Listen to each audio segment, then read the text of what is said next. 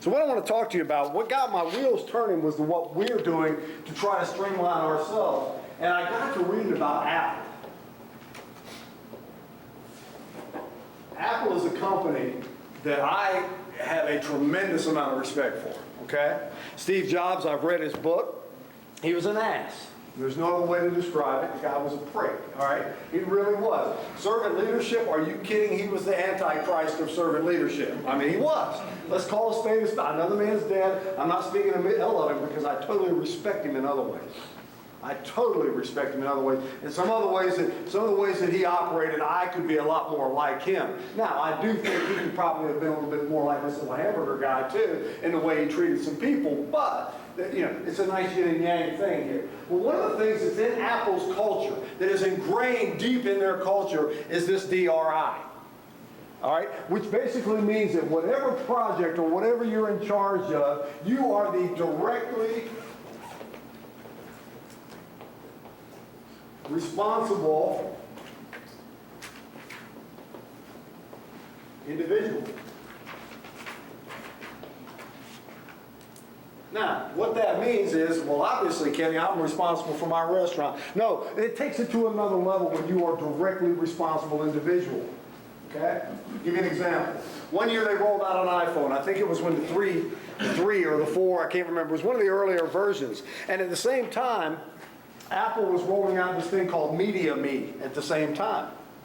Well, the iPhone came out and it was it was a huge success, right? And this Media Me was garbage. I mean, was absolute garbage. Bugs in it, didn't work like they said it would work. I mean, just nothing was good about it, right? So Steve Jobs convened a meeting sort of like we're having right now. And this is the difference between Steve Jobs and Kenny Moore. All right? I would have met more individual, but he brought everybody in like this right here. And he said, okay, Media Me group that had a DRI who was the vice president at the time, was in charge of that. The DRI was sitting there and his team was around him. He said, tell me what Media Me is supposed to do. And he stared at him and they told him all these wonderful things that it was supposed to do. And he said, oh, that's great. Tell me why the fuck none of it works. All right, now, excuse me, anybody, if that offends, I'm just repeating what Steve Jobs said, right? I would never use such language, all right?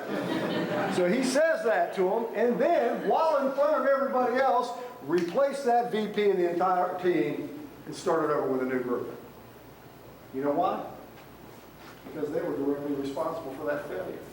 So what does that mean to you as an operator of a store? I'll tell you what it would mean to me if I was operating a store. Yes, you as the operator, you are directly responsible for these things. Says, no excuses, and I'm going to get to that in a second. Food costs, labor costs, hiring, yes, I'm even putting that on you. I know a lot of y'all like to pass that on to other people, and values of your restaurant. That's your job. That is your job. Kenny, where's cleanliness? It's coming. Where's training? It's coming. Okay? It's coming.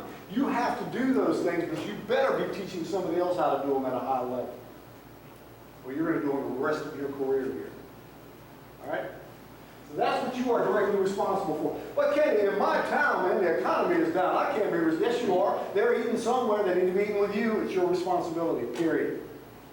3 o'clock in the afternoon someday and business is slow and you got a wait staff standing there and she's cute, and for heaven's sake, send a cute one out there too. Not a sexist, I'm just a man. Send a cute one out there with a shaker board. Do something. Do something. Don't just stand there and say, boy, I wish they'd all come in. Damn, they're all in the line at KFC. I'd ride out to KFC and say, hey, can I get you something to drink while you're waiting in line in your car here? Are you thirsty? Can I bring you an orange egg? So you don't choke on your chicken. That was close. You're responsible for sales. You're responsible, all right? Food costs, it falls on you. Yeah, but Kenny, my guy, I let my assistant operator do the food order the other day and he messed it up, so that's why I have some. No, I don't want to hear that. It's your responsibility, period. You chose to be an operator. You chose to be a leader of a $500,000 to $1 million enterprise. Do you understand? You are the CEO of a $500,000 to $1 million enterprise. You're the CEO. You are the man, woman, and woman. See, April, I don't do that. We're equal opportunity hiring, but I don't think we have any men and women in here, but hey, you never know. Labor costs, that's you. That's you, because that affects profitability. If your labor's out of whack, don't put that off on anybody else. Don't say that, don't blame it on, well, it rained and that's why my labor was high. You should have clocked somebody's ass out earlier. As soon as it started raining, you ought to wake up in the morning and look at the weather report. And maybe even call somebody up and tell them not even to come in today. I mean, that's how you have to think. That's what a CEO does. That's how a CEO thinks, okay? You're in charge of the hiring because nothing is going to determine your success or failure any more than who you hire. Who you hire. If you hire great people, if you hire motivated people, and I don't care, they can be 16, when never had a job in their life, but man, when they walk in, if there's a little glow about them, man, hire them. Because, and don't give that duty to anybody else. That's yours. That's yours. Well, I let my assistant operator do the hiring, and I would have. You dumbass, you're in charge. I promise you, nobody gets hired in this office that doesn't go through Kenny Moore. Nobody. I may not do the first interview, but I'm going to be in on the second, and I'm going to find out if I like them or not. I promise you another thing, not one person in this company will ever get a franchise from outside of the state of North Carolina, in the state of North Carolina, in another country, without me seeing them first. Never. Never. It ain't going to happen. Okay? Because we've already had one come in here that could have bought and opened up 20 stores, and I knew immediately he wouldn't fit in our family. And I said no. Okay? I'm going to protect you. You have to protect me by hiring the right people every day, working with us every day to build our brand. And you are the walking, talking epitome of our values every day. Every day. Which means, yes, young people in here, you can't go get drunk with your staff. That is not our values. Okay? You can't. You got to go get drunk. I suggest you learn to drink alone or find somebody that ain't working in your restaurant. And your ass still better be at work the next morning, too. With a smile on your face, walking and talking to values. Okay? Oh, but Kenny, you were young once. I'm sure you... Yes, I have. I'm old and I still like to party, okay? But there are certain things when I have a responsibility the next day, you will not see me that way. When I have a responsibility the next day, all right? So you are the walking, talking of our values. You preach them all the time. You act them, you show them in your actions. You do that, and that filters down. You be the example that other people want to grow up to be. Now that's strong, isn't it? And it doesn't have to be able to stand up in front of the room and spit all over the front row and get all motivational inspiration. That's not what it is. It's in your actions. It's in how you carry yourself. It's in your confidence. It's in your loving of the neighbor. It's in you running to get a door and setting the pace on that. It's you jumping back on the cook line and getting the food out in less than 4 minutes with a smile on your face singing a song. That's the walking epitome of our values. It's noticing like Kashina did her hair different and saying, Kashina, I like your hair today. That's our values because I meant it. Your hair looks pretty. You done good. You don't look near as haggard as the last time I saw you. see how sweet I am? A sweet guy. But kid, there's a lot left to do. There's a lot left to do in my restaurant. We can't just survive on that alone, can we? No, we can't. So that's why I got an assistant operator. You know what he's in charge of or she's in charge of? Cleanliness. I am now making them the DRI of a clean restaurant. They're in charge of the cleanliness. Okay? Y'all don't have to do it this way. I'm just throwing out some thoughts for you. Because you need help. One man or one woman cannot run these restaurants all by themselves. You got to have a team of people. And they got to have some kind of a narrow focus on what's really important. So that assistant operator, the cleanliness of the restaurant. Now, does that mean that you no longer have to wipe down a counter? No, because that would not fit into our values, would it? We will still wipe down counters. We will still do everything. I will still clean a bathroom if need be. I will sweep the floor. I'll do whatever. But whether that restaurant gets an A or not falls on this cat right here. And when I say an A, I mean 98 and above. Okay? Because 92 is borderline. Yeah, but I got flies. Well, get some damn spray. Okay? I can't stop the flies, Jamie. Get some spray. All right? This person is also in charge of sales, food costs, and labor costs when you are not there, and also must walk and talk the values at all time. I'll give you a minute to write it down. But the one extra duty they have, because ultimately, this, all right, overshadows his food, labor, and sales, because they're only going to be doing it when you're not there. You see what I mean? So ultimately, but they better make sure it's clean. All right, now I got a head weight. Now this one, they are directly responsible individual for training. Obviously, wait staff. You just delegate something that's important as training. Yes, look at the tools. They need to make sure that that wait staff goes through assistant wait staff training, and then they need to take them hand in hand to do it. The new head weight in Mount Olive is awesome. And I think that also has a bearing on where your sales are going right now. I watched her train one night, and I was so impressed. So impressed. She had an enthusiasm for it, you know? And she was on every single thing. And I watched it happen. So, your training, all right, they're also in charge of cleanliness. What cleanliness? The lobby and the bathrooms. So now, if I go into one of your restaurants right now and your bathroom is nasty, I want to look straight at your head waitress. Because she'll be able to see it faster. Okay? I'm delegating. Y'all see what I'm doing? She is now the person directly responsible for that, and she is also in charge of, you're going to love this one, smiles. She's in charge of smiles. If I walk in, if you got a head waitress that looks like she is about to die, or if she has got some cat shit on her upper lip, that ain't a smile. That is a nasty smell. And that is a nasty face. And I don't want to see it. Not in our places. We work too hard. So she's in charge of smiles still. All right? Let's break it down again. She's going to train the other wait staff. She's going to do it at a high level. She's directly responsible for the training of that wait staff. She isn't. Now, if your head wait has been has been with you for 1 month, and you made her head waitress, she's probably not ready for that, okay? But if she's experienced and been around the block and takes her position, and you know what? Here's the beauty. I'm going to get to my job thing in a second here. The beauty of it is, if she can't do it, I'm going to find somebody that can. Okay? Hey, cook, you ain't getting out of this. You are in charge of training, of cook, quality food. And notice the order I put these in too. Productivity, i.e. what? Take it times, thank you. Productivity, cleanliness of what? Huh? Exactly. Cook line and kitchen.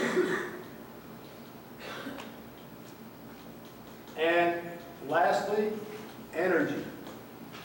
I can't stand a cook that acts like he's dying. Get a little hop in your step back there. Hop between pieces of equipment. Get enthusiastic about what you're doing. Okay, I'll say it out loud again.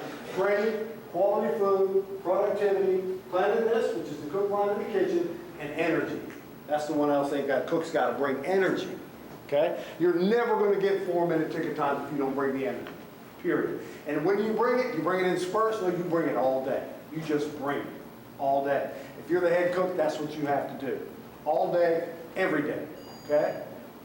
Now, here's the beauty of this right here. Head cook and head wait, they're going to make excuses too.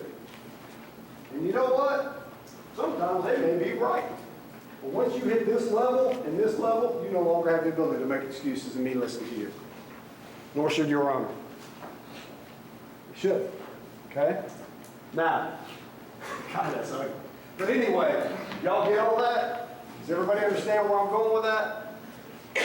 What I've done is I found a way to break down your store and to take some of the responsibilities off of you without making it all hit or miss, you know? We all work hard in here, all right? But a lot of times we're doing it by the seat of our pants, okay? You don't have to do exactly this. Do a variation of it. There may be some things that maybe cleanliness is your gig. Maybe that's your thing. But for God's sakes, don't let your sales and food costs fall down because you're cleaning. Matter of fact, I'll tell you a true story about me when I ran a store. Dan Jones and Neil Dennis had much, much cleaner stores than I did. I kept my 94, 95, thanks to Ben King. I mean, I was all right, all right? Kicked their ass into sales. Sorry, Neil. And at the end of the day, who made more money? Them with a 99 or me with a pocket full of sales?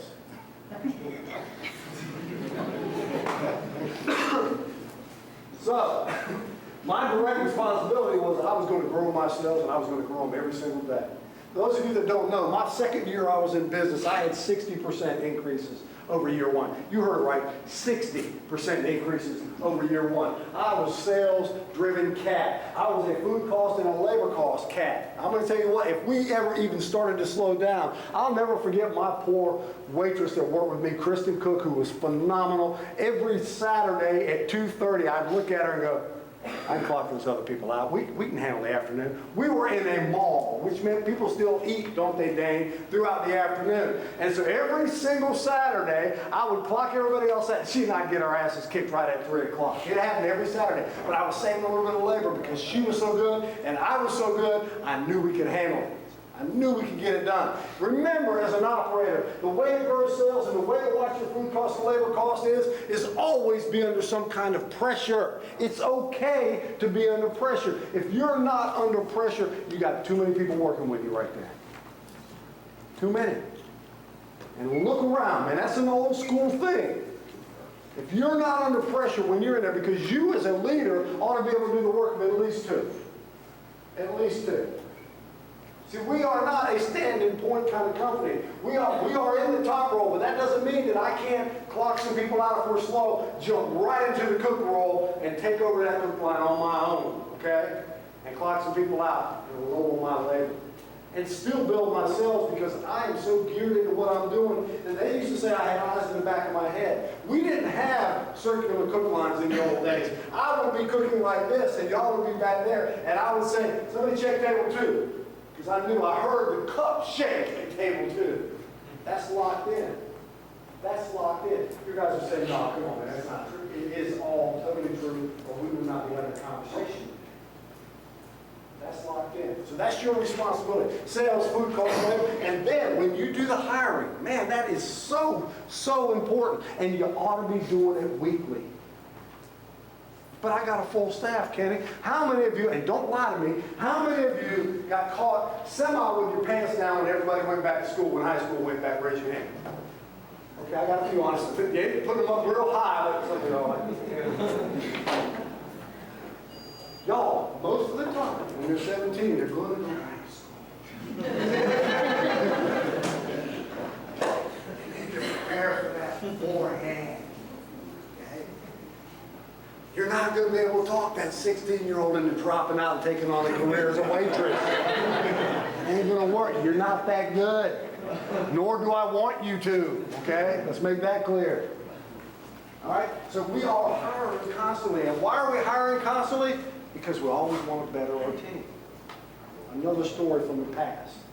When I hired Kristen Cook, I had a full staff. Some of you all know this story. I'll never forget it. And my full staff back in 1991 was 8 employees. Because I was working over the close every day anyway. I set up and I closed with one other person. So it didn't matter. I didn't need a lot of other people. We did 2-man cook line back then. And I had a small space. It was a small space. So I didn't need a lot of wait staff. I didn't have a lot of ground to cover. Do you know what I mean? But I'll never forget, this girl comes in. It's like a valley girl. Hey, Kenny, my name's Kristen. I love to work here. And I was thinking, oh my God, man, she's an IQ of like 26, but she's cute as hell. She's actually a physician's assistant now. She went to Duke. She's very smart. And she was so bubbly, and I had a full staff. I was full. My 11 to 5 girl was pretty good. She really was. Everything that I thought I needed in 11 to 5. So I said, look, I tell you what, I can hire you. I can't give you a lot of hours right now, but we'll see how things work out and I'll increase them. She said, great. That was on Thursday. The following Monday, my 11 to 5 girl decided to stay at the beach for an extra day and left me hanging. Kristen stepped into the 11 to 5 role 4 years later. She went away from us. Thank God I hired her. Because she also taught me what really, really good service was all about. She taught me. I've told her that before too. And she's like, no, yes, you did. She was a stud-ette with a capital S. Everything that we kind of teach about waitstaff now, she taught me. What if I didn't hire her? What if I'd have said, I'm full, I'm sorry. Chick-fil-A would have got her. Somebody else would have got her because she was that good. Okay? So we're always looking. Have an extra. It's okay. Because, all right, question number 2, honest answer. How many of you all have ever been burned by somebody that you thought was a great stud and then they left you hanging at some point? And I better see all the damn hands up on this or y'all are lying. Right? Oh, they would never do that. Yeah, they will. Yes, they will. Okay? So you're always looking. That's what a DRI does. That's what a directly responsible individual does with their restaurant is. They're always looking. Okay? Doesn't mean we don't have relationships. Do y'all understand? This is kind of a yin and a yang. We have a rally and we talk about love you. And I'm going to tell you I love you and drive safely tonight too, because I do. All right? But on the other side over here, we got to run a business too. So it's a real kind of, but they seem separate sometimes. Here, Kenny, you're talking about if they don't get it done, I got to replace them. But over here, you tell me you love them. Exactly. What's your question? That's exactly right. Okay? We're going to change this term. You guys are not, I don't even know if we might even start calling you DRIs instead of operators or managers. I like that better. That hits home. Okay? I like that. Some of you are going, no, I don't like it. Okay. Not shit, my company. Call you whatever I want. And don't even have to call you if I don't want to.